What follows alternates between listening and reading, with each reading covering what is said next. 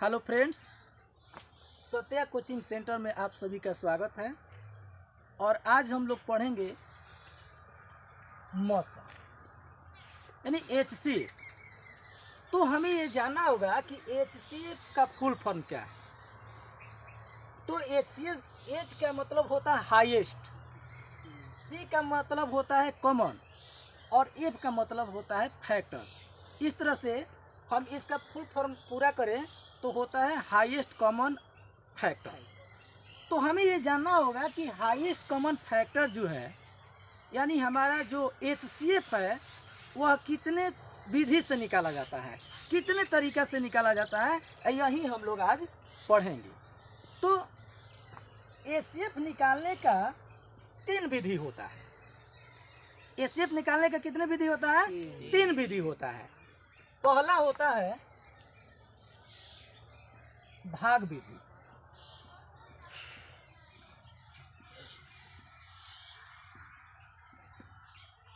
जिसको हम लोग डिवाइड मेथड कहते हैं, जिसे हम लोग क्या कहते हैं? डिवाइड मेथड कहते हैं। और जो दूसरा विधि होता है यह हमारा होता है अभाज्य गुणनखंड विधि। अभाज्य गुणनखंड विधि। और जो लास्ट होता है वह होता है यूक्लिड विधि, है ना। यूक्लिड विधि उसको कहते हैं, या यूक्लिड विभाजन। यूक्लिड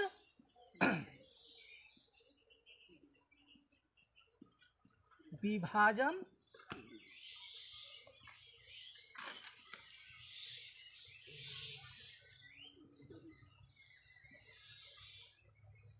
एल्गोरिथम विधि कहते हैं। यही 3 विधि है जिसके माध्यम से हम लोग HCF निकालते हैं, यानी मौसा हम लोग निकालते हैं। तो हमें सबसे पहला जो भाग है भाग विधि, इसको हम लोग समझते हैं कि भाग विधि के माध्यम से HCF निकलता कैसे है। तो एक हम लोग एग्जाम्पल लेते हैं। जैसे कि मान लीजिए यहाँ 320 है और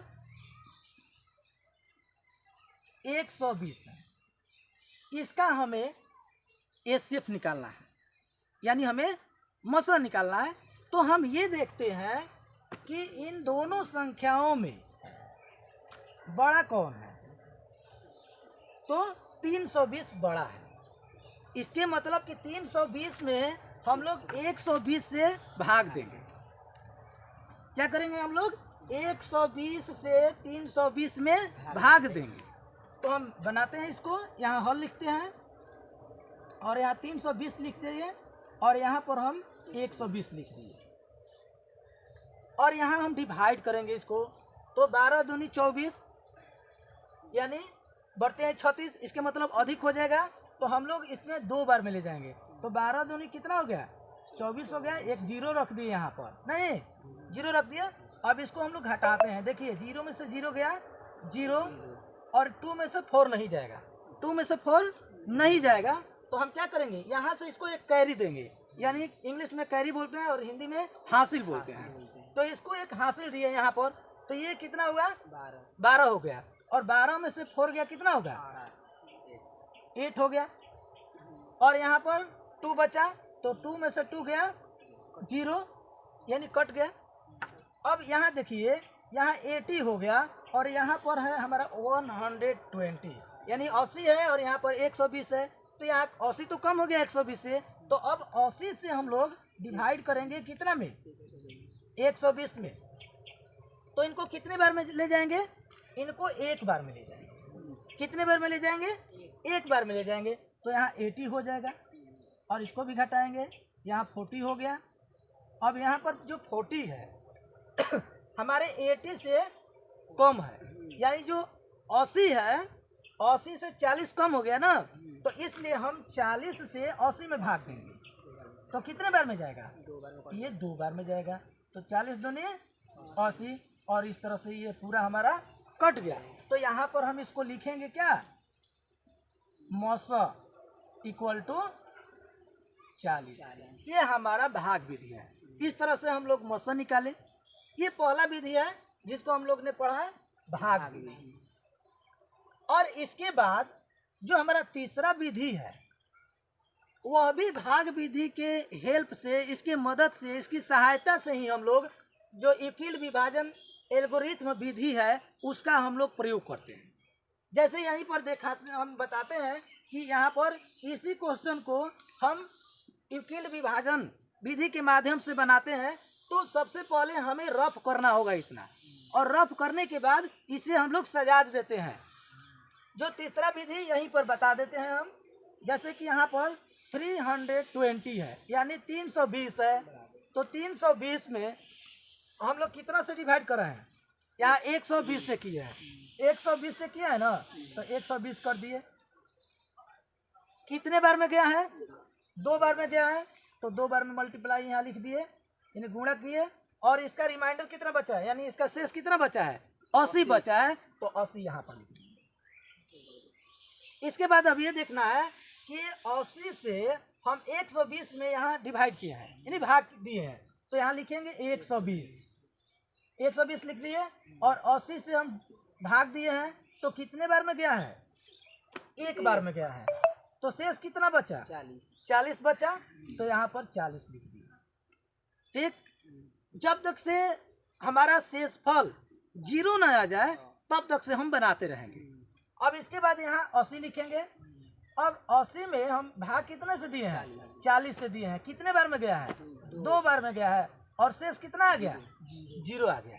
यानी हमारे यहाँ शेष कितना आ गया, 0 आ गया। तो अब हम इसको भाग नहीं देंगे, और इस तरह से यहाँ हम लिखेंगे मौस इक्वल टू 40।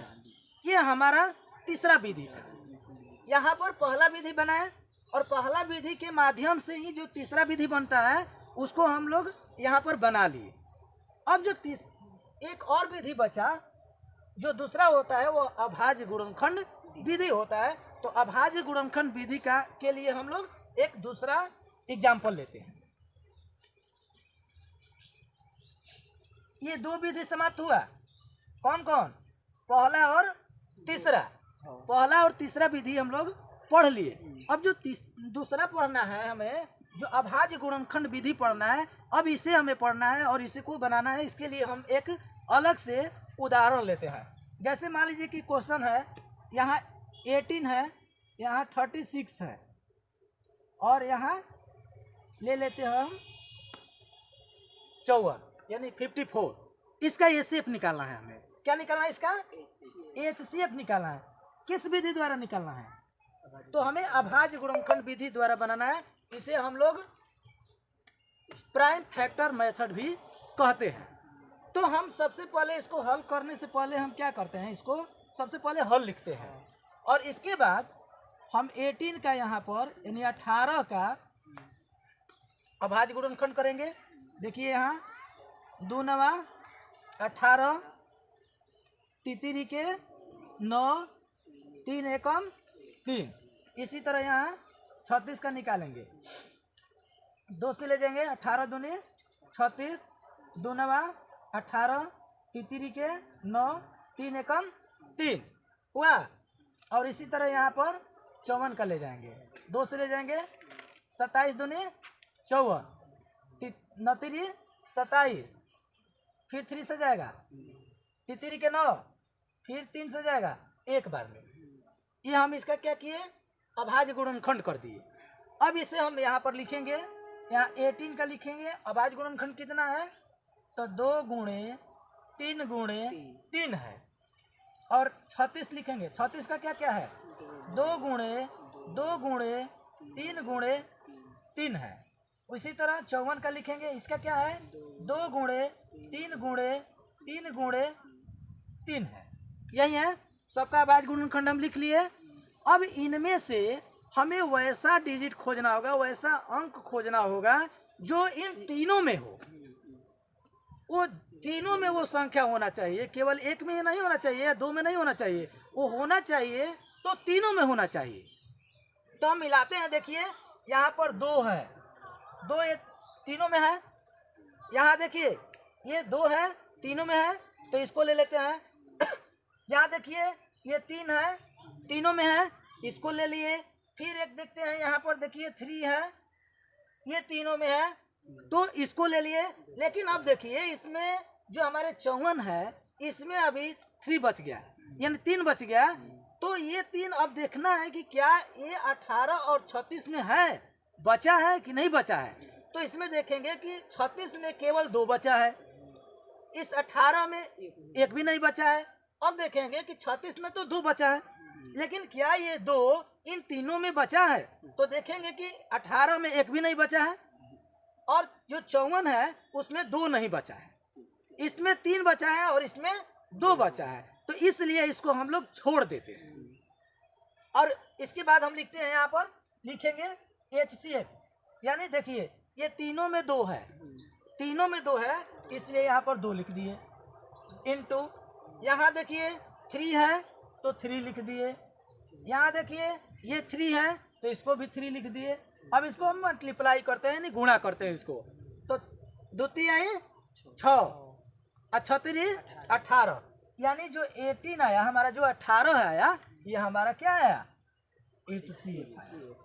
और इस तरह से हम HCF जो है हमारा, जो मौसा है, वह तीनों विधि से, जो हमें भाग विधि और अभाज्य गुणनखंड विधि केवल हमें 9th तक ही पढ़ने को मिलता है। 6 में पढ़ना होगा, 7 में होगा, 8 में होगा, यानी 9th तक केवल यही 2 विधि को पढ़ना है।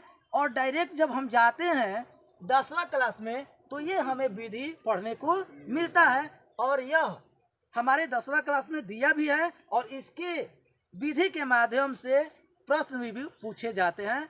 और इस तरह से हम इन तीनों विधि का HCF बना लिए। और यानी कहने का मतलब है कि अगर कहीं भी अगर HCF निकालना हो, मौसन निकालना हो, तो हम तीनों विधि के माध्यम से निकाल सकते हैं, और इसमें किसी प्रकार की कठिनाई नहीं होगी। तो इस तरह से हमारा आज का टॉपिक समाप्त हुआ। अगर ये मेरा वीडियो आप सभी को समझ में आया हो, तो इसको लाइक कीजिए, सब्सक्राइब कीजिए और कमेंट जरूर कीजिए।